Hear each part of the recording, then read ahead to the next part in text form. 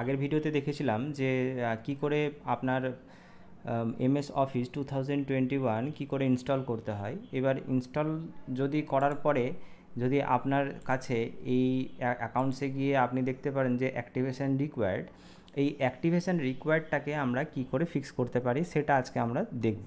আপনি এটাকে বন্ধ করুন, বন্ধ করে আমি ডোন্ট সেভ করে নিচ্ছি। এরপরে দিস পিসিতে যাবেন, কমান্ডসে যাবেন, যেখানটাতে আপনার সেটআপ ফাইলটা তৈরি হয়ে আছে এখানটাতে আমি এখানটাতে একটা ওয়ার্ড ফাইল তৈরি করে নিচ্ছি।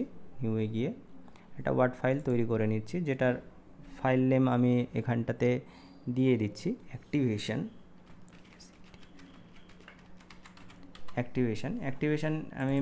আমি যদি দেখাই যে এই ফাইলটার ভিতরে গিয়ে অ্যাকাউন্টসে গিয়ে আমার এখান থেকে কিন্তু অ্যাক্টিভেশন রিকোয়ার্ড দেখাচ্ছে। তাহলে আমরা এটাকে কি করে ফিক্স করব?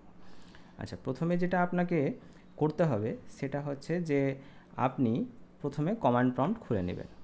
কমান্ড প্রম্পট কোথা থেকে খুলবো? আমি এখানটাতে যাব, এখানে কমান্ড লিখবো, COMMAND কমান্ড লিখলে আমার কাছে যেটা আসছে এখানটার উপরে আমরা কিন্তু রাইট ক্লিক করব। রাইট ক্লিক করে রান অ্যাজ অ্যাডমিনিস্ট্রেটর করব।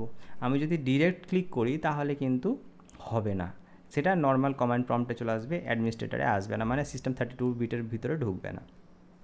তো এটাকে আমরা রান অ্যাজ অ্যাডমিনিস্ট্রেটরে আমরা ক্লিক করে নেব।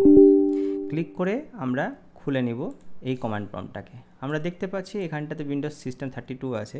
আমরা এখান থেকে CD ব্যাকস্ল্যাশ মেরে এন্টার মারলে আমরা একদম ডাইরেক্ট ডিরেক্টরি ঢুকে যাব। অ্যাডমিনিস্ট্রেটর, এখানটাতে অ্যাডমিনিস্ট্রেটর কমান্ড প্রম্পট দেখতে পাচ্ছেন। এবার আমাকে যেটা করতে হবে, আমাকে এই দিস পিসির উপরে ক্লিক করব যেখানে ইনস্টল হয়ে আছে এই দিস পিসি, তারপরে প্রোগ্রাম ফাইল যেহেতু 64 বিটে আছে সেহেতু আমরা প্রোগ্রাম ফাইলের ভিতরে যাব। এখান থেকে স্ক্রল ডাউন করে মাইক্রোসফট অফিস যে ফোল্ডারটা আছে সেই মাইক্রোসফট অফিস ফোল্ডারে ঢুকবো। এখানে অফিস 16 যে ফোল্ডারটা আছে এখানটাতে ঢুকবো।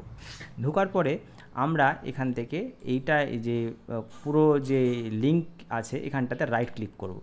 এটাকে copy as text, address text, এটাকে আমরা কপি করে নিলাম।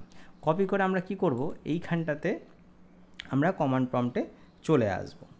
এবার এইখানটাতে সেই পাথটাকে এখানটাতে পেস্ট করে দিব। এখানে আপনি Ctrl+V মারবেন। Ctrl+V মারলে আমি একটা জিনিস ভুল করে দিয়েছি। আপনাকে এটাকে ঢোকার জন্য CD লিখতে হবে, দিয়ে একটা স্পেস দিতে হবে, দিয়ে এবার Ctrl+V প্রেস করবে, দিয়ে এন্টার আমি ক্লিক করলে আমি অফিস 16 মধ্যে এবার কিন্তু ঢুকে পড়েছি। এবার এই জায়গাটাতে আপনাকে কিছু কমান্ড আপনাকে টাইপ করতে হবে। কমান্ডটা কি টাইপ করতে হবে? কমান্ডটা আমি অলরেডি এখানটাতে আমি লিখে রেখেছি। এই যে এই কমান্ডটা দেওয়া আছে cscript.obps, আপনি চাইলে এটাকে কপি পেস্ট করতেও পারেন, অথবা লিখে নিয়ে আপনি কপি পেস্ট করতে পারেন, অথবা আপনি লিখতেও পারেন, আপনার যেটা সুবিধা হয়। আবার আমি এটাকে এন্টার দিলাম। কিছুক্ষণ দেওয়ার পরে এখান থেকে দেখাচ্ছে সাকসেসফুলি সেটিং অ্যাপ্লাইড। এরপরে আমাকে যেটা করতে হবে, এই যে cscript space ospp.vps space /act এটাকে আমি কপি করে নিব। কপি করে নিয়ে আমি এটাকে কিন্তু পেস্ট করে দিচ্ছি এখানটাতে। এবার আমি এটাকে এন্টার প্রেস করছি। প্রেস করার পরে কিছুক্ষণ প্রেস হয়ে গেলে কমপ্লিট হয়ে গেছে। দেখুন কিছুক্ষণ দাঁড়ানোর পরে এটা সাকসেসফুল হয়ে গেছে এবং এটা প্রসেসিং কমপ্লিট হয়ে গেছে। এবার আমি এখান থেকে ডাইরেক্ট বেরিয়ে যাচ্ছি।